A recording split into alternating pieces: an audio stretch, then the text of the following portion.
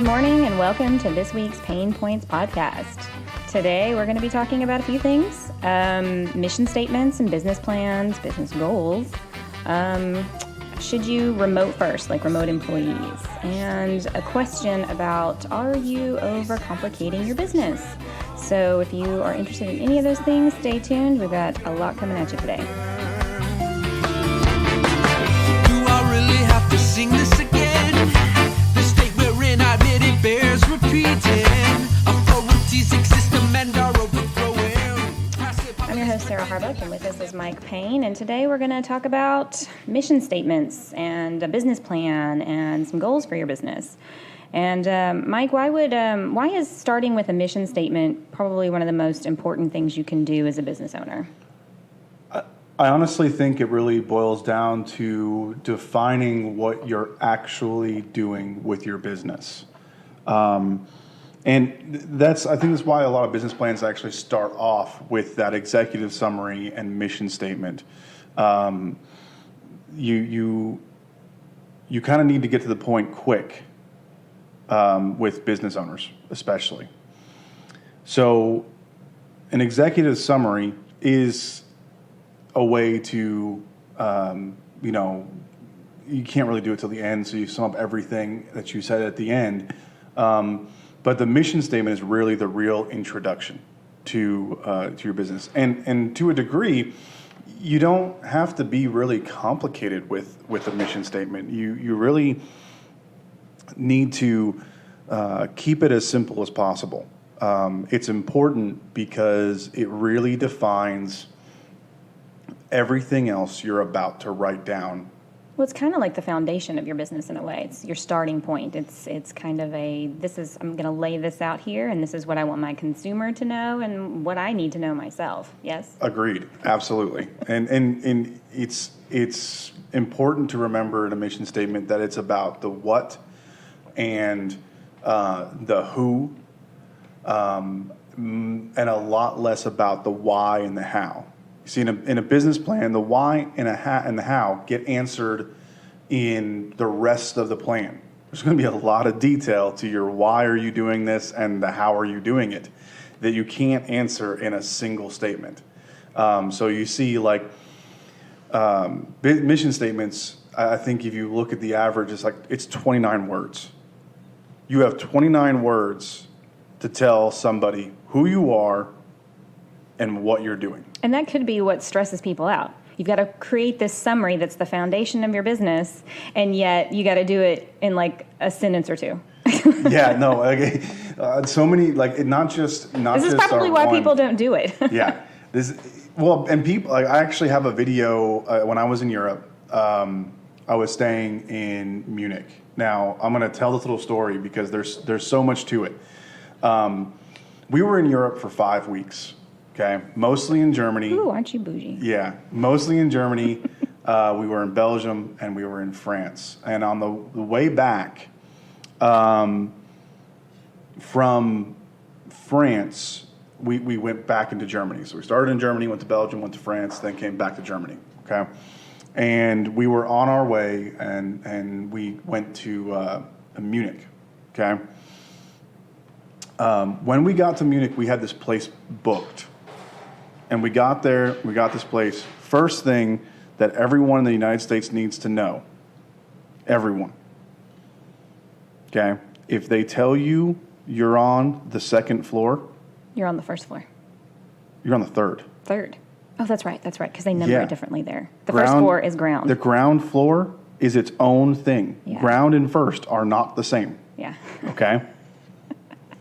So we were on the second floor of this sort of like hostel, sort of, it's its own little house, right?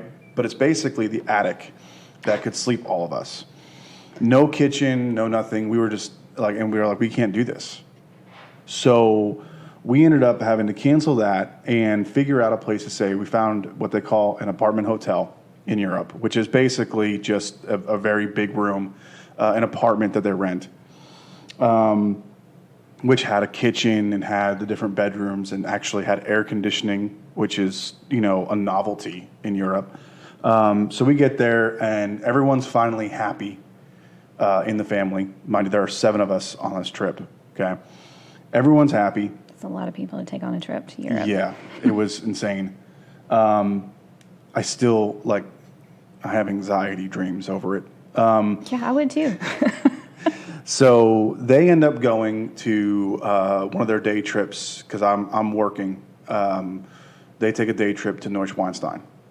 And I'm outside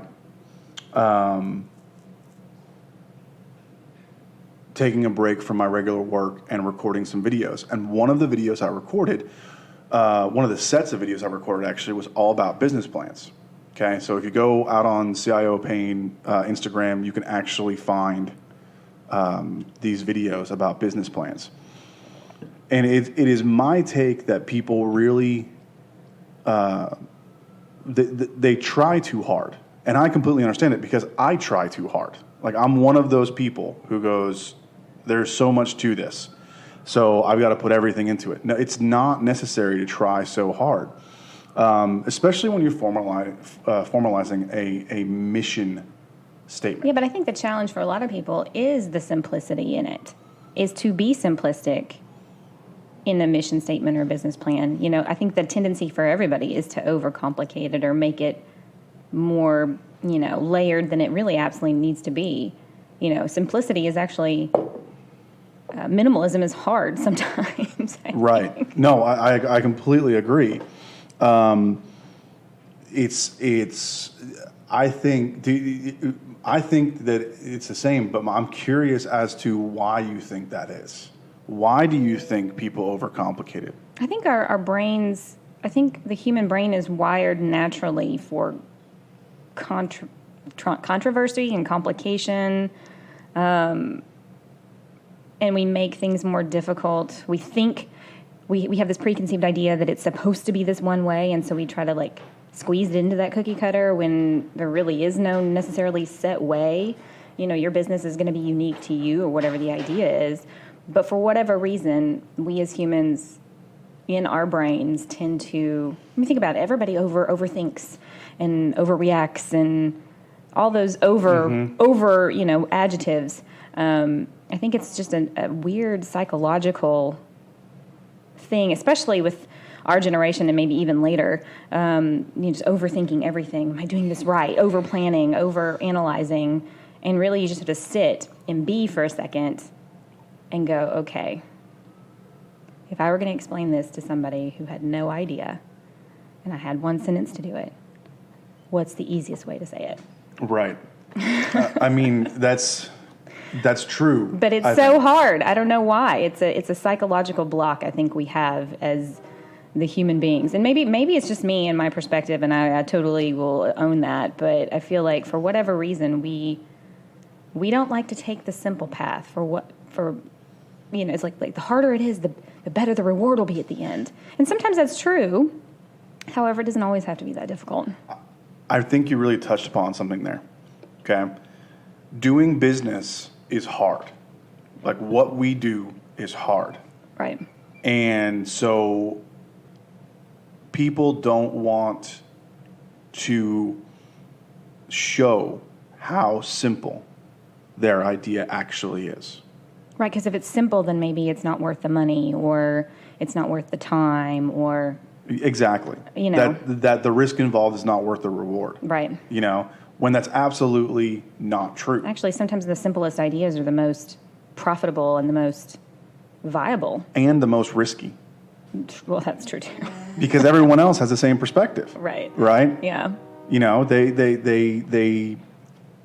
They want to build a long-lasting business, or they as a matter of fact, I actually think a lot of people just want to just do something.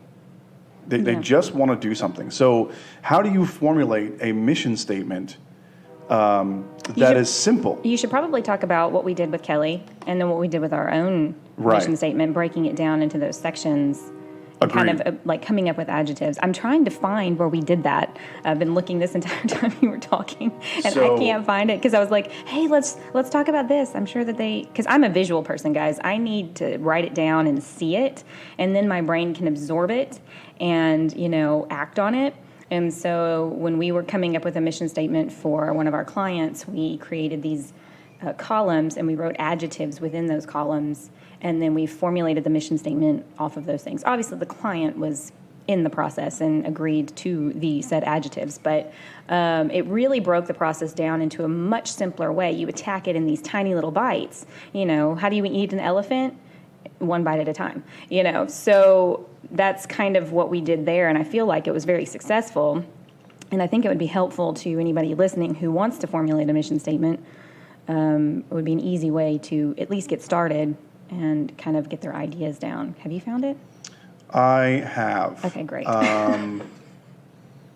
So the colorful version of it isn't here, but that's okay. That's fine.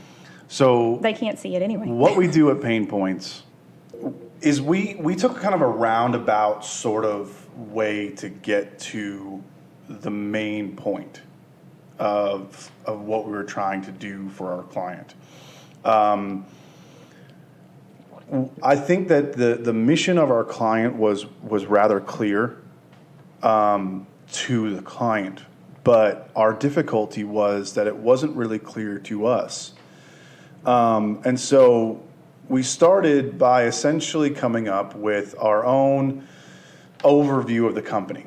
So we took it from the standpoint of a mission statement comprises of two things, an overview and the mission. Okay. And so we started with that, and then asked our client to come up with the mission part of it with some input from like a random mission statement generator website. It was that simple. I went to a website and I said, generate a mission statement, and it had me put in some words and things, and it gave me 3 or 4 different examples. So we kind of gave those examples, and then over the course of a week or two, the client came back and said, this is my 80-word mission statement.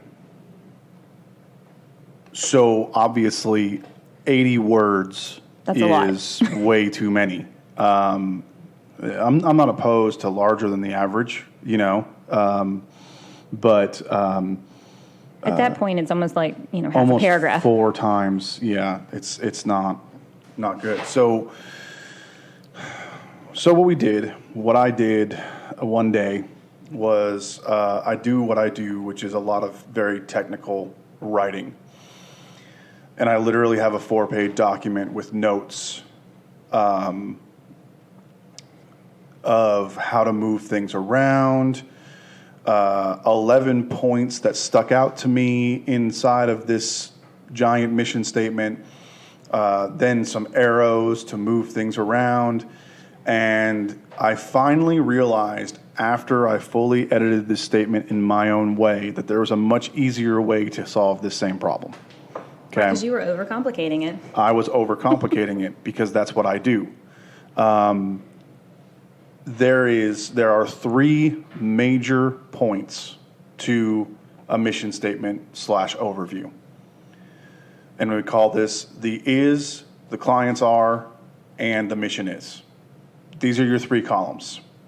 Okay? So if you imagine it on a piece of paper, you lay down your company name, and then you create 3 columns. Company name is, company name's clients are, company name's mission is. Okay? In the first column, you list between 4 and 6 things, most of them being adjectives that describe what the business is, at least one of them being a noun. Okay? A business is always going to be a noun. And the noun used to describe PaynePoints can be multiple things. We just have to pick one. Coach, consultants, anything like that would work. Okay? But the rest are adjectives. Adjectives that really get to the core of what your company is. Okay? The second column is actually really, really easy for most people. Most people have this in the bag. who your clients are.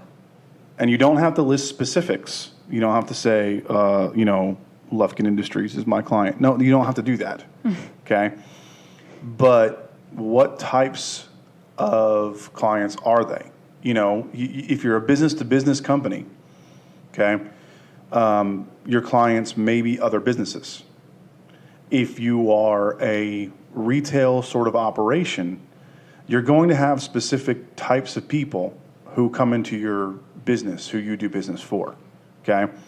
Our client, for example, dealt specifically with certain types of people, business people, families, high school seniors, things like that, okay?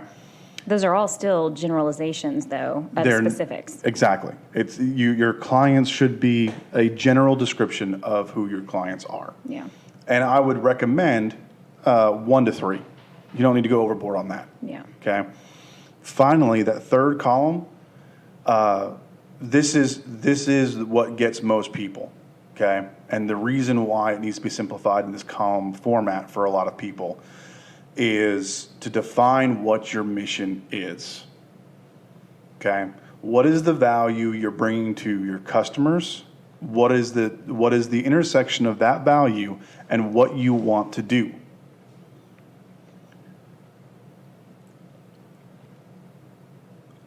I recommend between 1, probably more like 2, and 6 here as well.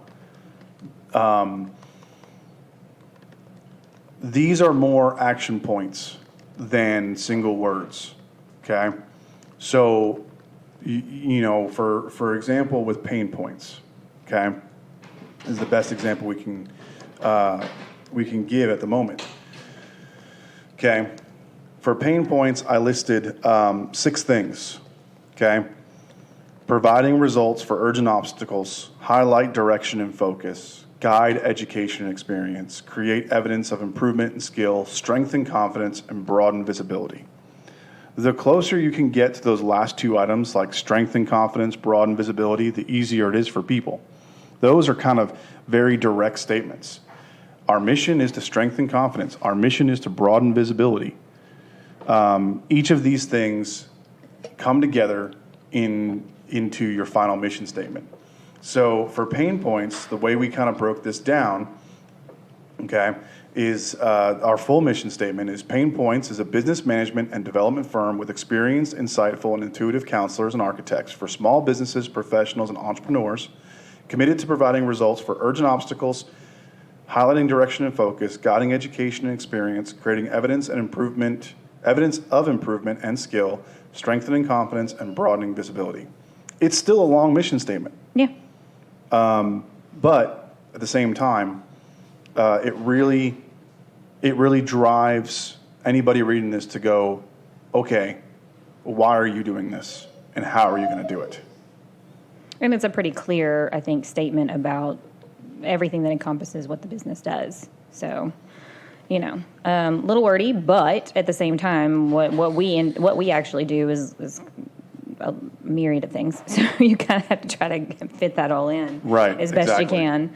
And once you have a mission statement, usually a business plan can come after that a little easier. It still involves some work and some detail. But some people, it might be easier to make a list of what your goals are for the business and what you want to achieve. Some people are better off like dangle the carrot in front of me and I can go after it. Versus, let me lay out this entire plan and then follow the plan. So, right. Strategically, what you want to be looking at, the reason to do the mission statement first is the mission statement gives you your guideline. It gives you something to which you can align those goals. Yeah. Okay. Your goals have to align with your mission. Once you have your goals, and mind you, this is important to note that these are business goals. Your business and you are separate, as we talked last week about the brand and identity of a business. Right. So you and the business are separate things, and because of that, you need to make sure that your goals are not personal goals. You create these business goals, and they don't have to be complex either. They can simply be, I want to achieve this much revenue in this year. Yeah. Something like that. Once you have your mission, your goals, now your business plan, your sections of your business plan are aligning to the mission to fulfill the goals. The plan is how you go from A, the mission statement, to B, the goals. Yeah. It's sort of the bridge in between. It's the route you choose on Google Maps. Okay. That's a good analogy. It's because there's so many different ways you could get there. I mean, from here to Standpipe, there's about 6 different ways I can go pretty easily, right? But the path I choose is important. So I can choose the path I want to take, and that's what makes the business unique to me. Not just the mission, not just the goals, but the path you take to get there is just as important. And that path is what we call the business plan. Right.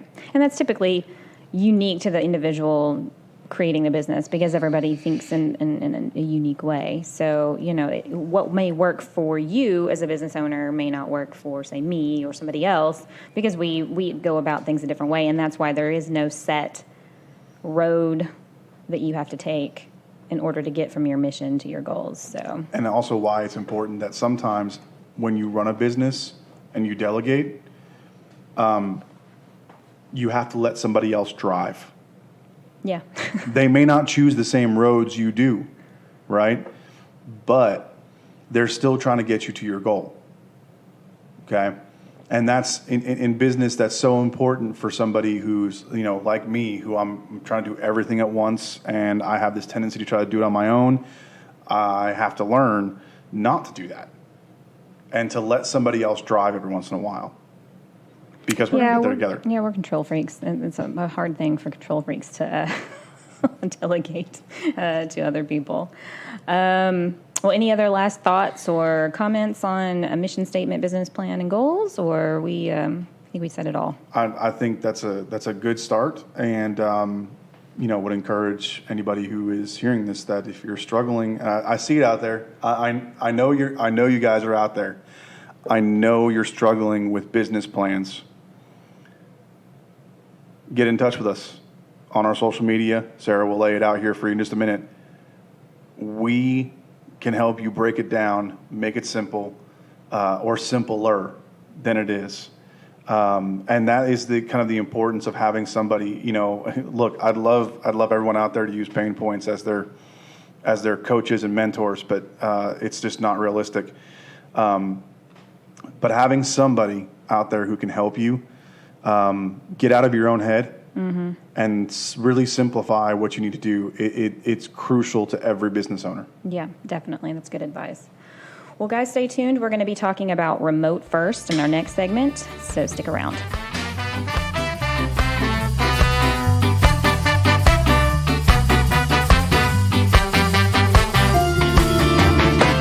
Sing it out at street level. No boost the bass and twist the treble. All our leaders lie and employ pure murder. All right, so we're back, and we're talking about all things small business. And this next segment was something that Mike suggested, and like most of the listeners out there, or maybe not, maybe y'all are way more educated than I am, he suggested we talk to you guys about a thing called remote first. Mike, give us a definition of what that is, because I have no clue. So it's very similar to another business term that's really out there right now called born in the cloud. And remote first, they kind of go hand in hand. Essentially what that means is that instead of building a business where you hire people local and you have to expend the money to get an office to have people to work and you have a standard like 8 to 5 schedule, you actually start the business by using remote workers. All right, so people who don't actually live in your city or town. Or they may, but they don't come to an office. Okay. They do all their work remotely Obviously, if you run a business that requires people to be in a certain location to do the work, it doesn't work as well. But your office staff, if you are running an IT company, even if what you do is a media company for podcasting, you could have remote workers the entire time, So remote hosts, technically, things like that. This is what I actually do because I do a lot of my work from home for a couple of different business owners. I never considered it that. I was just like, I'm contract labor. I work at home. I didn't know there was a fancy term I could use. Yeah, and so the beautiful thing about it is that it doesn't have to even be contract labor. They can be full W-2 employees. Okay. There are certain aspects to it you have to keep in mind. But remote first simply means just that. You give priority in your hiring to people who are not going to be in the office and use online collaboration tools and other methods. And you can still have on-site employees. It doesn't stop you. It's just remote first means my starting point is not people locally in an office. My starting point is I'm going to hire whoever I can, the best talent, no matter where they are in the world. And what would be some advantages that a business owner would have in implementing this particular type of hiring tool? So let's start with the very basic idea of what does it actually cost to have an employee, okay? Or what's it cost to have an office with employees? Right. In the So sense? if you have 3 people besides yourself in a business who are office employees, number one, you have to have an office. Right. Okay. So you got the overhead of rent somewhere. Yeah. And commercial rent is not cheap. No. Okay. You're going to end up paying somewhere, depending upon where you live, you're going to end up paying somewhere between 25 and 75% more for the same amount of space in a commercial application as you would for like renting an apartment. Right. Okay. So that's the first cost, right? If you're talking about here in Lufkin, you can easily spend $1,200 a month on a small office space. Oh, yeah. Okay. You're talking about a $1,200 a month expense. Having an employee, if they are a full-fledged employee and not a contract worker, okay, costs you their hourly rate plus an additional somewhere between 15 and 25%. Okay. Those are costs of the business that you can't pass on to the employee. Okay. The tax costs, things like that. If you are a really small business, you generally don't have to offer benefits, but that also limits your ability to retain talent. Not only do you have an office and your payroll, you can't expect that person to bring a computer from home. So at a very basic level, you could probably get an office workstation for between $300 and $400. Okay. Your office software isn't licensed. You still have to pay for that. Okay. And then anything else you have special to your business, licensing wise, software wise, is there. It's additional cost. So the difference with remote is, while you can provide a specific computer for that employee, okay, you, number one, cut off your biggest expense, which is the office space. Not just the office space rent, the electrical, heating, Water, anything else that goes garbage. into having an office space that you have to pay for. Yeah. All that expense, you cut that out immediately. And if you still have to provide an office subscription, your total, and a computer, your total cost per year ends up being somewhere in the I don't know, I think I calculated it for a software developer who had more stuff. It was like $175 a month in employee costs on top of payroll. Right. Significantly cheaper to do that. Yeah. So it was a very interesting analysis. And so the benefit is that it really boils down to cost. There's a secondary benefit is that with remote workers, you are much more likely to find talent specific to your needs in a much larger geographical area. Sure. Yeah. Okay. That makes sense. You're competing, even small businesses now, and this is something I try to tell to a medium-sized business, a local business. You may not realize it, but you are competing in a global labor marketplace. All your small businesses are also competing in that global labor marketplace. If I can take, as a small business, if I was going to have an office and spend somewhere around $2,000 a month, all expenses included in that, right? On top of a salary for an employee, if I actually put that $2,000 a month into a higher salary or benefits of some sort, and did whatever I could, then I could get better talent than most of these big companies that want somebody in place. So remote first employee type situations, I feel like that's a kind of thinking outside the box a little bit, because most people would, I think, automatically go to, well, I've got to put out a thing and I'm going to hire someone locally and go through the interview process and not realize that they have, especially depending on what their business is, it could lend itself to being, obviously if you have a retail establishment and you need people to work the retail establishment, that's a different scenario.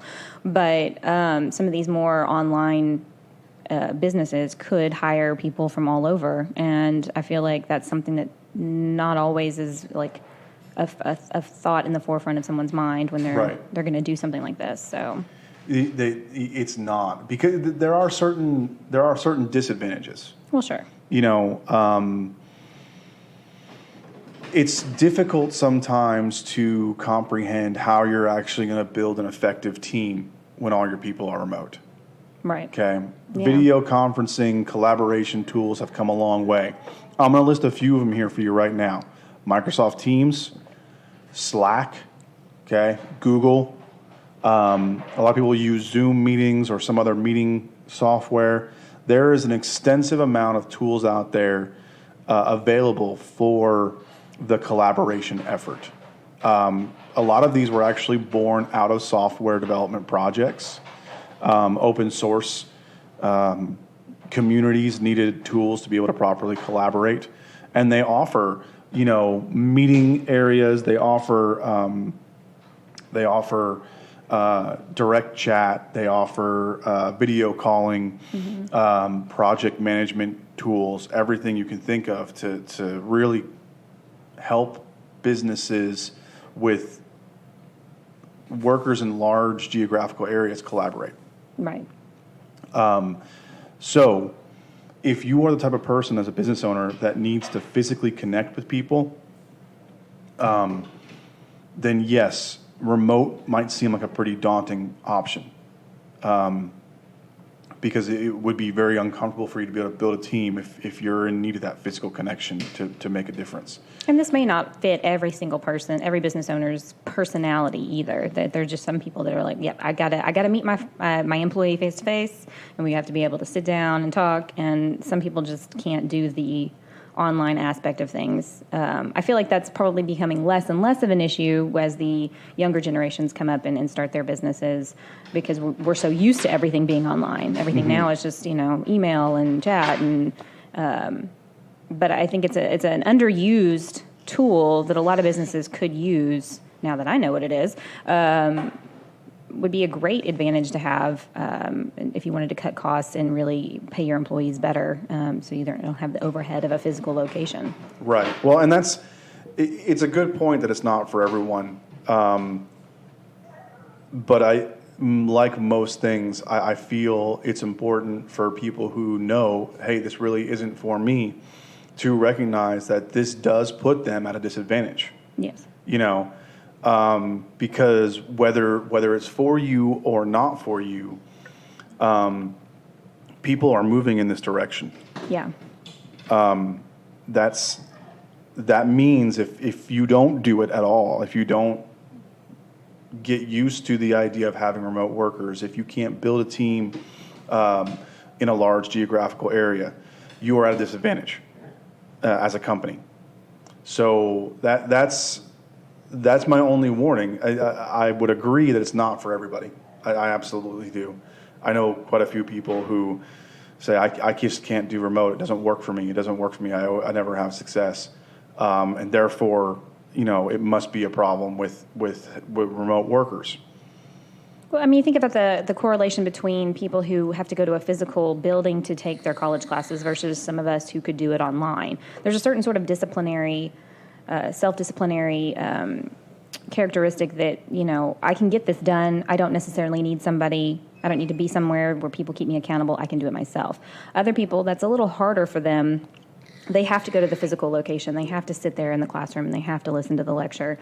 I feel like everybody's wired a little differently that way. So in that respect, yes, you're going to have some people who are just like, this is not something I could possibly do either as a business owner or as an employee. Right. I agree with that. So I agree with that. It is on both sides, and both sides will feel the advantages to that. Yeah. Right. I mean, I definitely can see how this would be super helpful depending on what kind of business you have. You would have an infinite amount of options available to you in terms of who your employees are versus if you just kept it to where your local geographic area is. So, you have to weigh the pros and cons. You have to know yourself as a business owner or an employee and whether or not that's a thing you can work within. Exactly. So, anything else you think our listeners might need to know about remote employees? I learned something new today. Remote employees.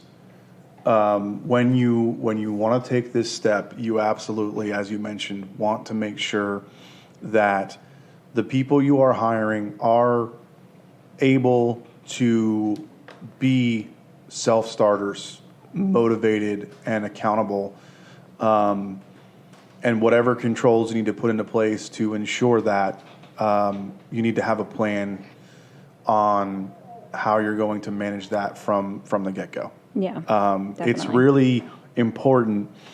I think for a lot of remote workers, the concept of being deliverables based as opposed to time based is something that is really going to help people understand the remote work. Yeah. Okay. I do a lot of remote work. And I have a family, and my family sometimes needs me during certain during the day.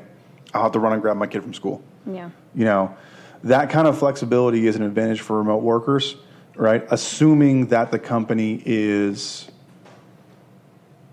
deliverable first.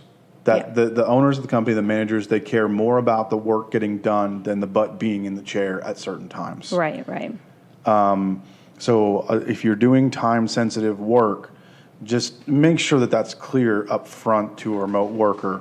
Yeah. That, hey, due to the nature of this work, you have to be available because it's not planned work. Yeah. And so you get into the concept of whether or not you're hiring someone for planned or unplanned. It's something that you have to think about heavily before you get into it. And if anybody has any questions on it, at the end of the podcast, you'll hear where we're at, where you can find us, and we'd be more than happy to talk you through it. Sure, definitely. Well, stay tuned, guys. We're going to talk about a very general topic, but it's definitely, I think, affects everybody. Are you overcomplicating your business? So hang tight. We'll be back in just a bit. No booster bass and twist the treble. All I need is lie and employ pure murder. Sing this again.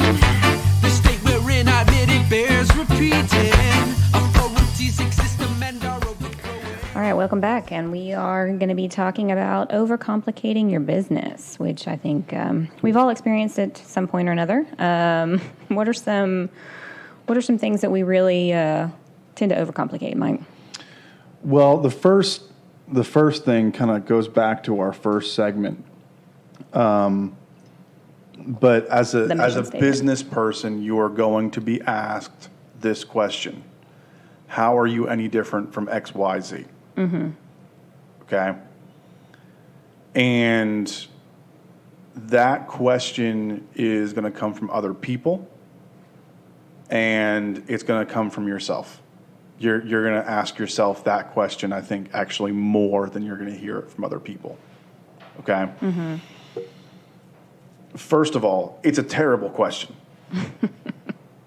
Yeah. You know, you're different from XYZ because you are an XYZ.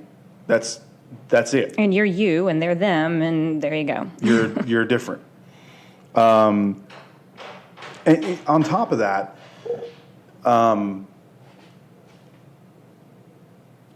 innovation comes from taking the best parts of something and putting them together. The best parts of different things and putting them together. That pattern recognition that we've talked about before, where you look at a successful business and you take the good parts of it and then add on other things that are good to fill the gaps. Okay? Yeah. You're going through a process here, and people tend to overcomplicate that process. Okay? Your goal is not to try to be too different, too revolutionary. You're not going to be there's a very high likelihood that you're not going to be the next major disruptor in a market. Yeah. But that doesn't mean you can't be successful. So we overcomplicate the answer to this question. How are you different from XYZ? Okay? Well, too, in a lot of businesses, I look at it like snakes shedding their skin. You know, you're going to go along and you're going to do this one thing, and then you're going to learn some stuff, and you're going to shed off the old way and kind of adopt these newer, better, improved ways that are going to, you know, be more innovative or more efficient in your business. And I think sometimes people think that it has to be all this complicated stuff, when sometimes it's just as simple as looking at a basic process and just kind of coming at it a slightly different way. Right. You know? Yeah. And you can't skip steps. No. You really can't. Too many people start a business and they try to skip steps. Well, we've all been promised the get rich quick, right? I feel like that's really drummed into people's heads. So if it's like, if I'm not successful the first 2 weeks out, then, you know, what, and they want to skip along and hope that they skip all the learning steps to get them to the successful place. I think we've grown up in a society where it's like, you can be a millionaire so fast, you know, Right. And that's just not realistic. I'm going to give a shout out to Sweaty Startup on Reddit. Okay, there's the user is Sweaty Startup. Whoever runs this account, they also made, I don't know if it's a man or woman, they also made Sweaty Startup subreddit, okay? And the one thing that this account says here that I really I want to put it inside me and keep it there forever, okay? Common businesses done uncommonly well. Okay, that is what makes the answer to how are you different not complicated. Yeah. I might run a common business, but I'm going to do it uncommonly well. Okay, and that's how you make money. Yeah. Because people need common things. I mean, Amazon is a pure example of that. I don't want to tell you people how much stuff I order off of Amazon in the last 2 weeks. Okay, I think everybody's ordering Christmas off of Amazon right now. It is absurd. I got yelled at last night because I have a new coffee pot. And so our friend Christine came in and goes, "Did your coffee pot die?" Because it's sitting off to the side. And I said, "No, I just wanted my coffee in 4 minutes and not 8. So I have a new coffee pot. Oh, there you go. So do common things uncommonly well. Good job, Amazon. Make it really easy for me to get a new coffee pot. Go ahead. Well, I was just going to say that the Sweaty Startup makes a point that all the wealthiest people I know started out with a regular old boring business. They didn't consider themselves entrepreneurs. They never watched Shark Tank, and they didn't read TechCrunch. They just knew what venture capital was, and I feel like that's really important for people to understand. Most people who start out, they just did something basic, you know, that was a need that needed to be filled in their community, or that they saw there was a gap somewhere. You know, you don't have to have this fancy schmancy setup. You know, sometimes I think we've just lost simplicity in our lives and in our businesses, and getting back to like a basic I feel like that's what Gary Vee preaches all the time. And his stuff is just, just do it, like Nike says. Just go out and do it, It's absolutely true. People overcomplicate everything about business. You have to just go and do something. Yeah. I know everyone's sitting here listening to us talk, okay?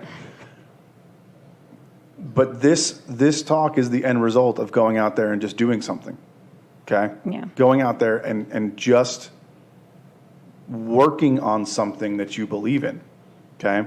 The things we haven't gotten into in this podcast quite yet are the ideas behind what it means to run a business as we said before. Everyone's going to run a business differently. We have different approaches to business, which you've heard in previous podcasts. There's a different way to approach business, okay, for each person. How you do it is going to be slightly different. We haven't even gotten into the details of that, okay? Yeah. We're just starting. This is episode 5, okay? I'm on the Tattoo with Children podcast. We're just starting, and we're at episode 45. So it's important that you just do, and let that happen over time. Overcomplicating the how, overcomplicating the why, thinking about things forever is going to cause you to never execute. And the only way to be successful is to actually execute. Yeah. Yeah, I think too many people want to sit and analyze and evaluate. And you got to do that to some extent, sure. But at some point you have to get up and you have to walk out your door and you have to just go do and start. And yes, you're going to fail. That's just part of life. But the failures teach you something that is going to be very valuable going forward. And, okay, that didn't work. Let me try this way. Most successful people tried 100 different things first that they failed at miserably. I'm sure, the Warren Buffetts of the world can tell you, like, I didn't, start out successful. Nobody does. And those people who do are some weird, like, fairy that jumped out of the forest, with a unicorn. Yeah. It's the danger behind the organizational approach. Yeah. Every single approach that we talked about in one of the previous podcasts and the pain points of interest, every approach we talked about has its benefits and its problems. Yeah. Okay? The organizational approach has a very specific problem that is what we're talking about. Someone laid it out here, this quote from drobs86 on Reddit. Summarized as, good executed now is better than perfect executed never. Yep. Okay? The difficulty with the organizational approach to business is that you can get into that feedback loop where you try to attain the perfectly structured and organized business and never make a sale. Yeah. And in the past, I have been guilty of doing something similar to that, where I have a harder time, I got to plan it all out. I've got to have a path. I've got to have the blueprint ready and all the things, all the planning. And then the execution part of it, it's like, I choke, like, right. What do you do now? I've done all this planning, but I'm not prepared, this constant self-doubt. So I totally get it for the people who are in that position, but sometimes you just have to jump off that cliff and hope your parachute opens. That's right. We have a buddy here who recently branched out on his own and started doing his own business. And it was a major concern of mine for him because he is an organizational type. Okay? Out of necessity of what he does for a living, he's an organizational type. Yes. And so I was very concerned that he would not be able to execute as quickly. I had no doubt that he would execute. Right. But I had my concerns that he would not be able to execute as quickly as he has. And I think that he's heard that from myself, from you, from Ben, from everyone. Make sure you execute, because you can always fix things more later. You can always move more towards your plan. Well, it's like, this past summer, my youngest daughter and I went to California. And my brother-in-law is one of the people at this camp that does like the outdoor adventure part of things, in addition to many things on the camp. And they have this zip line, and you got to climb up this tall pole, not a tower, it's a pole with like these little hooks on it that you have to grab. The rungs, yeah. And you get up there and you're standing up here and you're 50, 60 feet in the air, whatever it is. It may not even be that high, but it feels like you're on the top of the Empire State Building. And you get up there and you're like, holy crap, and I'm going to have to jump off this thing and slide down this zip line. And I feel like in business, you're kind of just sitting there at the edge of this platform, and so many people just stand there and wait and wait and wait they and never wait. jump. And what's funny is my brother-in-law, so my daughter, she did it. Like, she didn't even hardly hesitate. You know, she's 11, and she... okay, a few seconds, and then she was just like, whoop, and she went. And I was like, oh, God, this is higher, And Dan was just like, take your time. And I was like, nope, I just got to do it. Otherwise, I could stand here for an hour. Right. And so I just jumped, and we went. And he said later on, he laughed. He was like, when you decided to do it, you just did it. And I feel like in business, you kind of have to do the same thing. You can stand there all day long, but until you actually jump, yes, the ride down may be fraught with all kinds of problems, but, we didn't have an issue. But, you enjoy the journey while you do it. Learn the things you need to learn, and then you get back to the bottom, and you start all over again if you need to. So That's right. And I think that's been a really difficult lesson for me, too, in business, is I have so many different things that I can do. There's so many different paths to take, and I've had a lot of trouble actually figuring out what it is that I want to do.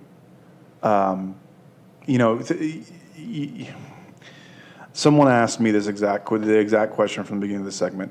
What is it that you actually do?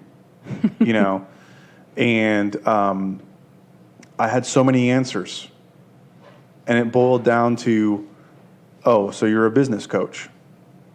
And I didn't want that. Like, I didn't want that to be the answer. And yet, over the last 2 weeks, I've realized, yeah, that's exactly what I am. That is exactly what I am. I'm the business coach that works a lot like your personal basketball coach that these NBA stars hire. Okay? No, you don't need to have me. You can shoot a ball. Right? But so many of these business or these MBA coaches, they don't get recognition. They don't get the fame that the stars get, right? But yet they're the ones who, if the NBA stars don't have these personal coaches, okay, they can't keep their head in the game. They got to have somebody that keeps them focused. And that's it. And motivated. Just because you spent 2 weeks working on your three-pointer, you have that success, you go out in the game, you show it, right? You can't get rid of your coach. Your coach did something to get you there, okay? So it's something to be proud of. It's something it's a skill that a lot of people think they have, but they may or may not have it. Business coaches and business mentors are important, and I was sitting there going, I don't want that title because I don't respect the title, and therefore, what I was really saying was I don't respect what I actually do. And so now here I am going, you know what? I'm a business coach. I'm a different kind of business coach, and I'm going to do some other things too. I'm not just going to be a business coach. You'll see us doing social media, all aspects of the business. I'm going to help you think about what you think about, how you think about doing business, and all those other pieces. So once I decided what my direction and focus was going to be, a lot more pieces started falling into place. Yeah, I feel like that's I think that's the trick for everybody, and owning what you do, and doing it, to the best of your ability is always going to be more helpful than not.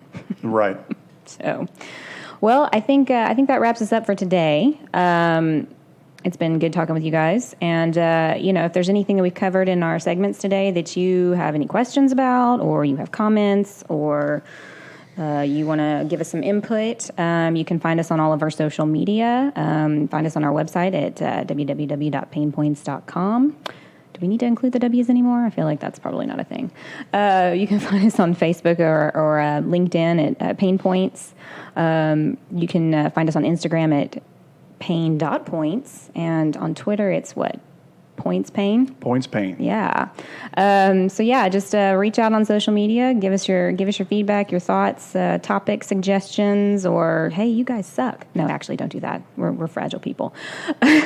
Stay tuned for later this week as we do our pain points of interest with little discussion topics for the week. So we'll see you guys next time. Thanks for joining in. Later.